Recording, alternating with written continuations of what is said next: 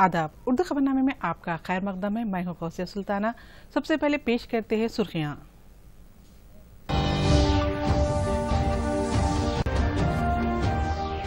GHMC इंतखाबात में 45.71% polling की गई दर्ज। सबसे ज्यादा रामचंद्रपुरम और सबसे कम राजेंद्र नगर में डाले गए वोट। वज़ीर-ए-आज़म नरेंद्र मोदी की फोन पर बंडी संजय से बातचीत। जीएचएमसी इंतखाबात में पार्टी कारकुनों की मेहनत की सताइश। दिल्ली में किसानों का एहतजाज 7वें दिन भी जारी। मरकजी वजीर तोमर ने कहा कि कल मुनक्किद होगा मुज़ाकिरात का दूसरा दौर। और लगातार दूसरे महीने 1 लाख करोड़ रुपए से ज़ायद जीएसटी की वसूली। माशी सरगर्मियां लौट आ रही है मामूल पर।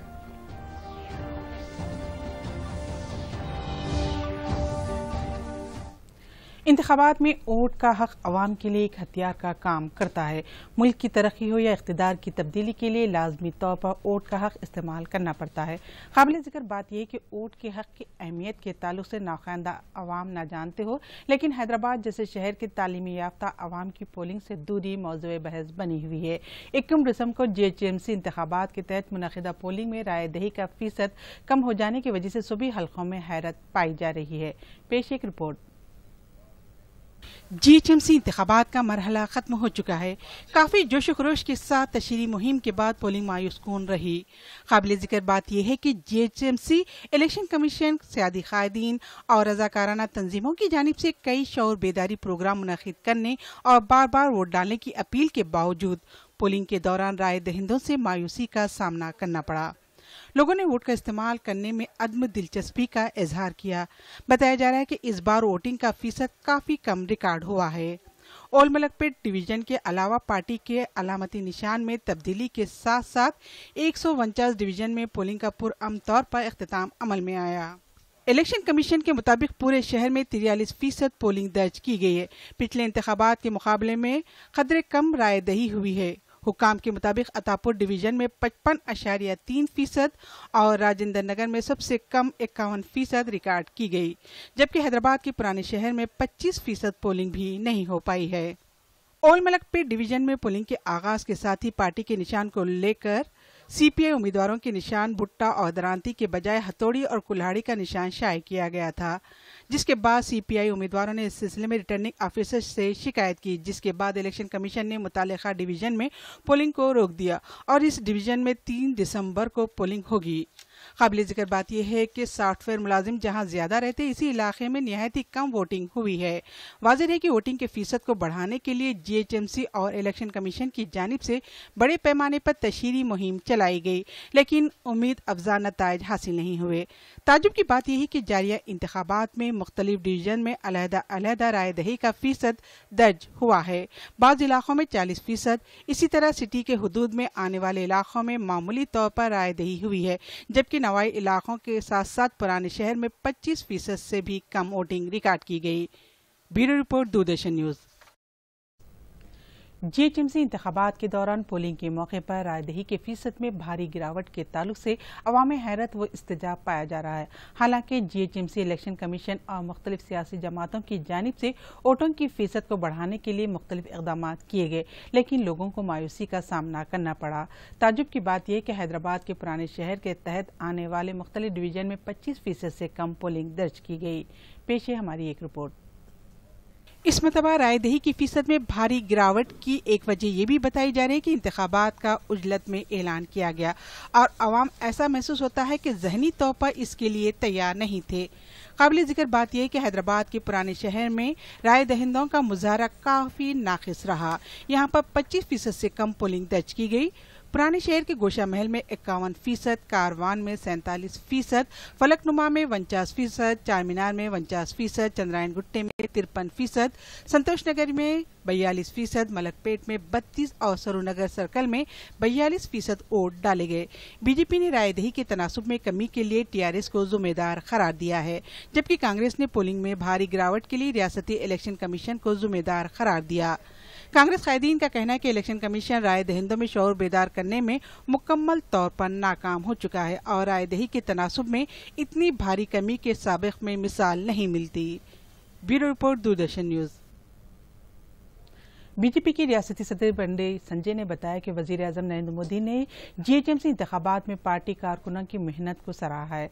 बताया जा रहा है कि वजीर आजम नरेंद्र मोदी ने आज बीजेपी के रियासती सदर बंडे संजय से फोन पर बातचीत की। इस मौके पर मोदी ने तकरीबन 10 मिनट तक बात करते हुए इंतखाबात के ताल्लुक से जानकारी हासिल की। उन्होंने बंडे संजय से पार्टी लीडरों और कारकुनों पर हमले के बारे में भी दरियाफ्त किया। वजीर आजम ने पार्टी कारकुनों की सताइश की। उन्होंने नई ताकत के साथ काम करने और इंतखाबात में कामयाबी के लिए अंत तक मेहनत करने का मशवरा दिया। बीजेपी के रियासती कायदीन के मुताबिक मोदी ने कारकुनों को यकीन दिलाया कि वो इनके शाना बशाना खड़े होंगे। वजीर ज़राअत नरेंद्र सिंह तोमर ने कहा है कि मरकजी हुकूमत ने किसानों के मफादात का तहफ़्फ़ुज़ करने का तय कर रखा है और वो किसानों की बहबूद की खातिर बातचीत करने के लिए हमेशा तैयार है। नरेंद्र सिंह तोमर के साथ साथ कामर्स के वजीर पीयूष गोयल और कामर्स के वजीर मुमलिकत सोम प्रकाश ने कल शाम नई दिल्ली के विज्ञान भवन में पंजाब के किसान तंजीमों के नुमाइंदों के साथ गुफ्तगू की। इन वज़रा ने किसान यूनियनों के नुमाइंदों को ज़राई इस्लाहात के क़वानीन के फ़ायदों के बारे में भी जानकारी दी। इसके अलावा ज़राई इस्लाहात से मुताल्लिक़ क़वानीन से वाबस्ता मुख्तलिफ मामलात पर तफसील से तबादला ख्याल किया गया और बातचीत खुशगवार माहौल में हुई। मीटिंग के दौरान नरेंद्र सिंह तोमर ने जोर देकर कहा कि सरकार किसानों की बहबूद के तय पूरी तरह पाबंद है और ज़राई तरक्की हमेशा सरकार की अवलीन तरजीह रही है। मीटिंग के दौरान वज़ीर ज़राअत ने किसानों को मामलात पेश करने के लिए माहिरीन की एक कमेटी तश्कील दिए जाने की तजवीज़ भी पेश की ताकि इन मामलात को बाहमी रजामंदी से हासिल किया जा सके। लेकिन किसान यूनियन के नुमाइंदों का यह कहना था कि सभी नुमाइंदे मामले को खुशगवार तरीके से हल करने की खातिर सरकार के साथ चौथे दौर की बातचीत करेंगे। कल की मीटिंग के दौरान सरकार ने किसान यूनियन के नुमाइंदों के सामने ये तजवीज़ रखी थी कि ज़राई इस्लाहात के क़वानीन से वाबस्ता मखसूस मामलात की निशानदेही की जाए और गौर व ख़ौस के लिए कल सरकार को इसकी जानकारी दी जाए, जिस पर जुमेरात को चौथे दौर की मीटिंग में तबादला ख्याल किया जाएगा। और हम जब विचार करेंगे तो उन पर भी विचार करेंगे।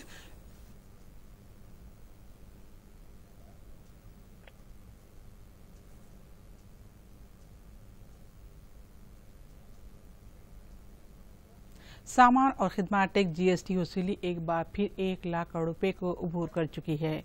वजारत खजाना के मुताबिक साल 2020-21 नवंबर के महीने तक 1,40,963 करोड़ रुपए वसूल हुई है। बताया जा रहा है कि अक्टूबर के महीने के मुकाबले वसूली में थोड़ी कमी वाक़ हुई है।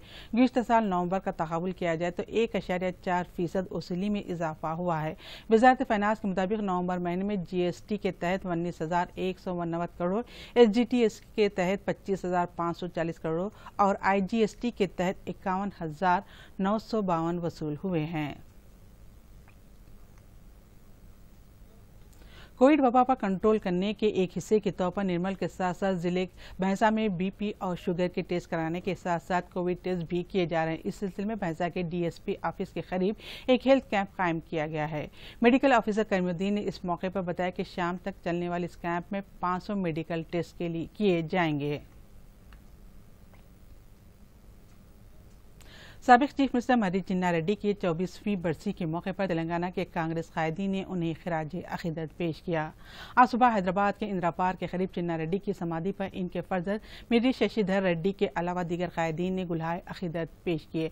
बाद में गांधी भवन में मुनक़िदा एक प्रोग्राम में बीसीसी सदर उत्तम कुमार रेड्डी, सीएलपी कायद भट्टी विक्रमार्का, पार्टी के सीनियर लीडर वी हनुमंतराव और मधु याष्की ने चिन्ना रेड्डी की तस्वीर पर फूल निछावर किए। उत्तर प्रदेश के जिले कौशाम्बी के शीतलाधारम कड़ा इलाके में चारशंबे के रोज अलग सुबह एक खौफनाक सड़क हादसे में एक स्कॉर्पियो कार में सवार 6 खवातीन समेत 8 अफराद की मौत हो गई और 2 अफराद शदीद जख्मी हो गए। पुलिस ज़राए ने बताया कि ये वाक़या देवीगंज चौराहे पर उस वक्त पेश है जब सड़क पर खड़ी स्कॉर्पियो कार को रेस से लदी एक तेज रफ्तार ट्रक ने टक्कर दे दी। टक्कर इतनी तेज थी कि कार उलट गई और बुरी तरह तबाह हो गई और इसमें सवार लोग शदीद तौर पर जख्मी हो गए। उन्होंने बताया कि पुलिस के जाए हादसे तक पहुंचने से कबल ही कार में सवार 6 खवातीन और एक बच्चे ने दम तोड़ दिया, जबकि ड्राइवर को तशवीशनाक हालत में बाहर निकाला गया। ताहम अस्पताल पहुंचने से कबल इसने भी दम तोड़ दिया। हादसे में जख्मी होने वाले 2 नौजवानों को डिस्ट्रिक्ट अस्पताल में दाखिल कराया गया, जहां इनकी हालत तशवीशनाक बताई जा रही है। रियासत में पिछले 24 घंटों के दौरान 51,056 अफराद का कोरोना मायना किया गया और 565 मुस्बत मामले सामने आए हैं। इसके साथ अब तक दर्ज केसेस की तादाद 2,70,883 हो गई। वजारत सेहत की जानिब से पहले एक बुलेटिन जारी किया गया था। बुलेटिन के मुताबिक कोरोना की वजह से कल एक शख्स की मौत वाक़ई हो गई। हलाकतों की तादाद बढ़कर 1,462 हो गई। इस तरह कोरोना से 925 अफराद सेहतयाब हुए हैं। खलीज बंगाल के जुनूब मशरिक और इससे मुतसिल जुनूब मगरिब में हवा के कम दबाव में कल शाम शिद्दत आ गई और ये एक समंदरी तूफान की शक्ल में तब्दील हो गया है। तूफान को कोई नाम दिए जाने की रिवायत के तहत बुरीरी का नाम दिया गया। ये नाम मालदीव ने दिया है। महकमे मौसमियात के मुताबिक ये तूफान कल रात श्रीलंका में तीरन ममालिक के तकरीबन 400 किलोमीटर शुमाल जुनूब मशरिक में मरकूज है और शाम या रात तक ये तीरन ममालिक के नज़दीक श्रीलंका के साहिल को पार करके मगरिब की तरफ पेशरफ्त करेगा। हिंदुस्तान और ऑस्ट्रेलिया के दरमियान तीसरा और आखिरी वनडे कैनबेरा में खेला जाएगा। मेजबान टीम को सीरीज में 2-0 के फैसलाकुन बरतरी हासिल है। दौरा ऑस्ट्रेलिया के दौरान अब तक टीम इंडिया जीत का मजा चखने से महरूम है। हिंदुस्तान क्लीन स्वेप से बचने के लिए किस्मत आजमाएगा। हिंदुस्तानी टीम अपना विखार बचाने के मजबूत इदारे से उतरेगा। इन शिकस्तों के विराट की कप्तानी की सख्त तनकीद हो रही और अब तीसरे मुकाबले में कोहली को न सिर्फ अपनी टीम को क्लीन स्वेप से बचाना होगा बल्कि अपना विखार भी बचाना होगा। और आखिर में अहम खबरों के साथ यह खबरनामा यहीं खत्म होता है। आदाब। अब आप दूरदर्शन यादगिरी की खबरें सोशल मीडिया पर भी देख सकते हैं। यूट्यूब पर डीडी न्यूज़ तेलंगाना, ट्विटर पर डीडी न्यूज़ तेलंगाना @DD यादगिरी न्यूज़ और फेसबुक पर डीडी न्यूज़ तेलंगाना का मुशाहिदा किया जा सकता है।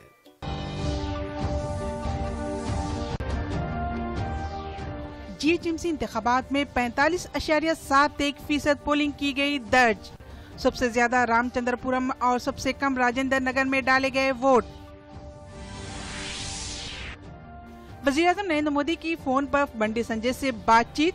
जीएचएमसी इंतखाबात में पार्टी कारकुनों की मेहनत की सताइश।